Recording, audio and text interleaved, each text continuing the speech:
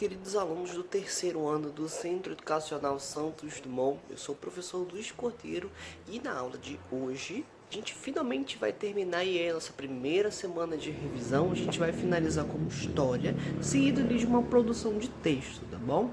A nossa aula hoje vai ser bem lightzinha, né? A gente vai falar sobre o tempo. O tempo ele pode ser medido, a gente vai falar sobre as medições do tempo aí em épocas passadas. A gente vai falar sobre dias da semana, sobre os meses e anos e também sobre o nosso cotidiano, tudo bem? Gente, a gente sabe que existem várias formas de se medir o tempo, né?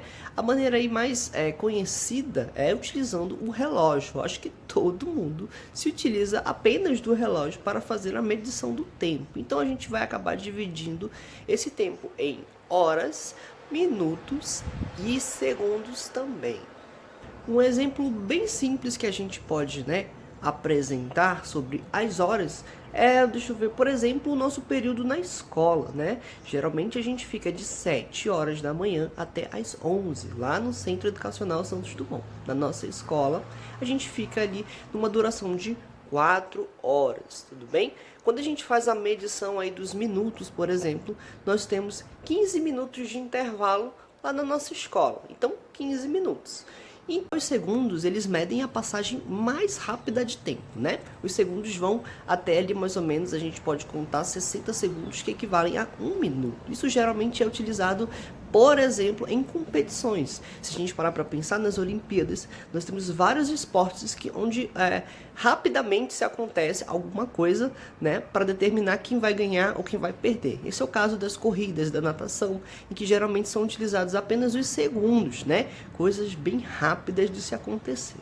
Como eu disse anteriormente, hoje em dia é muito fácil a gente saber o horário, né? A gente mexe ali no celular ou no relógio, no computador, na televisão e de repente a gente simplesmente só faz observar o horário e, enfim, pronto, tá fácil, né? Mas e como a gente fazia antigamente? Como é que acontecia essa medição do tempo? Colocando uma imagem aqui de um relógio de sol, tá? O que é um relógio de sol? Ele já foi usado aí por vários povos no decorrer da nossa história, tá bom? E a marcação das horas nesse tipo de relógio depende da sombra projetada aí pela haste que tem, ela fica na superfície, tá? Quando os raios eles refletem sobre ela, indicam um horário. Já pensou? Porque assim a gente sabe que naturalmente, né, o Sol ele nasce e se põe no decorrer aí de um período de tempo no dia.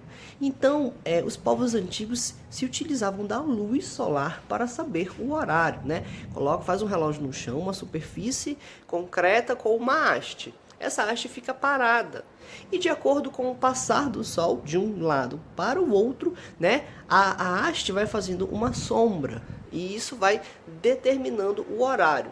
Muitos povos já se utilizavam desse relógio de sol para saber aí mais ou menos as horas, né? Ou pelo menos o período de atividades que aquele lugar tinha, né? Então eles tinham como saber mais ou menos aí a medir o tempo. Há milhares de anos foram inventados pelos chineses um tipo de relógio que eu estou colocando aqui na tela, que se chama clepsydra, né? Ela foi inventada pelos antigos chineses, né? E nesse instrumento, a passagem do tempo ela é marcada conforme a água vai passando de um recipiente para outro. Então eles tinham uma quantidade de água determinada, né, que eles já sabiam que iria marcar um dia.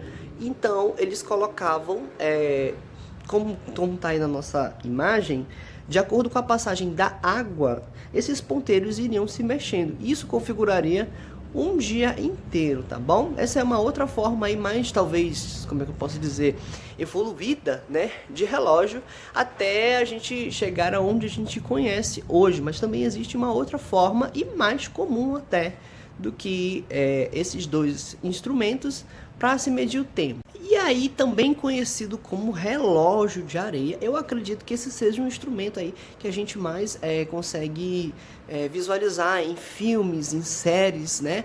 Isso está presente em quase todos os livros também de ciências, história e geografia, que é a famosa ampulheta, né? Eu tô colocando aqui uma imagem dela. Eu acredito que todo mundo já deve ter visto a ampulheta em algum lugar, né? Seja em, como eu já falei, filmes, séries ou revistas e livros também, tá? Ela é uma invenção antiga, tudo bem, que ela já era utilizada por navegadores há mais de 600 anos atrás, entende? Então a ampulheta ela é composta por dois recipientes de vidro. Então um desses lados ele contém aí uma certa quantidade de areia que ela vai determinar um certo período de tempo, tá? Entre os dois intervalos aí, né, de vidro, existe uma pequena brechinha, né? Nós temos um pequeno furo. E quando essa ampulheta ela é virada, né, aquele conteúdo de areia que está na parte de cima, naturalmente vai ter que descer. E ele vai descer pelo furo. Isso vai determinar uma quantidade de tempo, tudo. Então, o tempo gasto, ele vai ser determinado pela quantidade de areia. Agora, não me perguntem qual é a quantidade certa, porque isso eu não sei, tá bom? Mas, para os povos antigos, claro, eles já sabiam qual era o tempo certo. Talvez tenham feito vários testes aí para definir 1 hora, 2 horas, um dia inteiro. Isso obviamente depende da quantidade de areia, né? Não posso colocar um pouquinho de areia só acreditando que vai passar aí um dia inteiro. Isso, enfim, é uma coisa que a gente não tem como testar no momento. Mas eu acho que deu pra gente revisar direitinho. Agora nós vamos falar sobre os dias e as semanas. Vocês sabem quantas horas tem um dia? Eu acho que todo mundo sabe que um dia equivale a 24 horas, né? Um dia tem 24 horas, mas uma semana tem quantos dias, né? Uma semana tem 7 dias. Nós temos os dias que começam ali a partir do domingo, né? Ao contrário do que muita gente pensa, a nossa semana não começa pela segunda-feira, tá bom? Não é segunda, terça, quarta, negativo. A gente começa pelo domingo. Os dias de folga são o primeiro dia da semana e o último dia da semana. A gente começa domingo e termina no sábado, tá bom? Então, quando a gente fala assim, primeiro dia da semana, domingo. Domingo, segunda, terça, quarta, quinta, sexta e o último dia é sábado, tudo bem? Vou mostrar uma imagem para vocês que fala sobre planejamento, tá bom? Porque o professor aqui, ele é muito envolvido com planejamento, tá? O professor gosta de fazer planejamento. Para você ser um professor, você tem que aprender a fazer o seu planejamento. E eu tô mostrando para vocês uma imagem do meu livro, do livro do professor, é essa imagem aí, que fala sobre o planejamento de alguém, tudo bem? Aqui tá falando sobre, olha só que interessante, já começa no domingo, né? Porque como começa uma semana, tá? Aqui tá dizendo que no domingo o fulaninho vai visitar a sua avó, na segunda-feira ele tem aula de arte, na terça-feira ele vai fazer tal coisa, enfim, isso é apenas um exemplo de um planejamento semanal, tudo bem?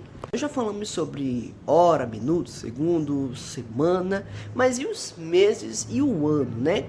Como é que se dá essa distribuição dos meses? Vocês sabem dizer quantos meses tem ali equivalem a um ano?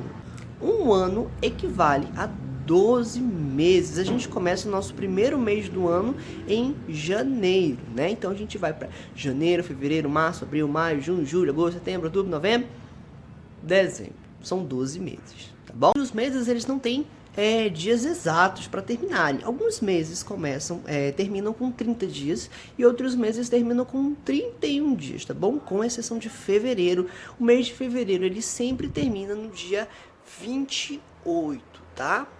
Ou seja, nós temos aí 12 meses que equivalem a um ano. E um ano tem equivalente a quantos dias? São 365 dias. Todo ano tem 365 dias, com exceção do ano bissexto. Todo ano bissexto tem 366 dias. A gente ainda vai chegar a ver o que é um ano bissexto, tá bom? Isso é em outro momento. Mas é importante que vocês saibam que um ano tem 365 dias, tem 12 meses, tudo bem? Agora, para finalizar, a gente vai conversar um pouco sobre como é que a gente constrói o nosso tempo. Como é que a gente constrói nossas horas, nossos minutos, segundos, nossa semana, nossos dias, nosso ano, enfim, toda a atividade que a gente tem durante o passar do tempo, tá? Gente, eu estou me referindo ao cotidiano. O que é o cotidiano? São as atividades que a gente realiza no nosso dia a dia. Pronto, acabou. Cotidiano é isso. É tudo que a gente passa num dia, tudo que a gente passa numa semana, tudo que a gente passa durante o mês, durante o ano. É a nossa vida, né? As nossas atividades diárias, tá bom? Esse é o nosso cotidiano, que é diferente na maioria das vezes de outras pessoas, né? Ninguém tem um cotidiano igual, tá? Agora sim, quando a gente fala sobre essa distribuição do cotidiano, a gente tem que entender que, como eu já falei, todo mundo tem cotidianos diferentes. Então, acredito eu que vocês têm um cotidiano muito bom, né? Vocês estudam, vocês se alimentam, né? E estudam de novo, né? Assistem uma série ou conseguem ouvir música e estudam de novo, né? E estudam de novo, e estudam de novo. Enfim, vocês estudam muito. Eu sei que vocês estudam muito, porque minha turma ela é exemplar naquela escola, entendeu? Mas assim, infelizmente, a gente vai chegar a essa conversa lá no módulo 3, porque eu já dei o módulo 3, a gente vai falar muito sobre problemas sociais, tá bom? Infelizmente, tem crianças aí, tem alunos que não têm o mesmo cotidiano que a gente, né? Eles não têm direito ao acesso da escola. Já pensou uma criança que não pode estudar, que não consegue estudar, porque ela precisa, sendo criança, por exemplo, ela precisa trabalhar para sustentar a família, sendo criança. Já parou para imaginar esse tipo de situação? Esse é um cotidiano diferente. Essa é uma realidade diferente, que a gente vai discutir futuramente. Mas eu estou só trazendo o exemplo porque vocês precisam entender que nós temos cotidianos diferentes, tá? Então, o que eu tenho para falar para vocês é: aproveitem o cotidiano que vocês têm agora, principalmente com relação a estudar, estudar, estudar, estudar. Estudem bastante. Porque se vocês estudarem, vocês vão conseguir qualquer coisa que vocês quiserem na vida de vocês. Se você tem um sonho, você quer construí-lo, se você pretende alcançar um objetivo, estude bastante. Tudo bem? Antes de finalizar a nossa aula, eu estou encaminhando uma atividade de produção de texto. A gente vai trabalhar com história e produção de texto também, com relação aí ao cotidiano de vocês, tá bom? Eu espero que vocês tenham gostado da nossa aula. Essa atividade ela vai ser postada lá no Google Classroom, mas também vai ser postada no WhatsApp, né, para melhor facilidade dos pais de vocês, tá bom? Espero que vocês tenham gostado da nossa aula. Se vocês tiverem alguma dúvida, entre em contato comigo e a gente tenta resolver da melhor maneira possível.